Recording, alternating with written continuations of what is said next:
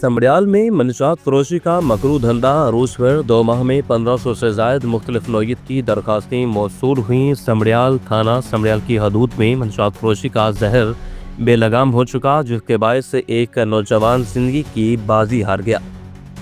موثوق ذرائع کے مطابق اس کبھی دھندے میں پولیس کی چند کالی بھیڑوں کے ملوث ہونے کا انکشاف ہوا ہے، جس کے نتیجے میں کھلے عام منشیات بیچنے میں مصروف عمل ہے۔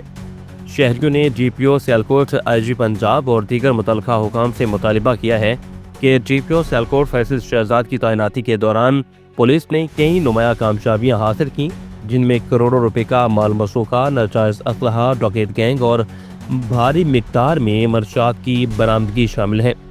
تاہم تھانہ سمڑیال میں جرائم کی شرح بدستور ضلع میں سب سے زیادہ رہی، جہاں گزشتہ 2 ماہ کے دوران تقریباً 1500 سے زائد مختلف نوعیت کی درخواستیں موصول ہوئیں۔ شہری سماجی سیاسی حلقوں نے اس صورتحال پر گہری تشویش کا اظہار کیا ہے۔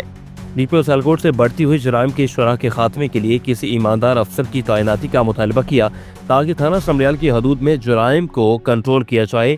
عوامی سماجی تنظیموں نے ڈی پی او سیالکوٹ، آر پی او گجرانوالہ، آئی جی پنجاب، وزیر اعلیٰ پنجاب اور دیگر اعلیٰ حکام سے مطالبہ کیا ہے کہ شہر میں امن و امان کی بحالی کے لیے فوری اقدامات کیے جائیں۔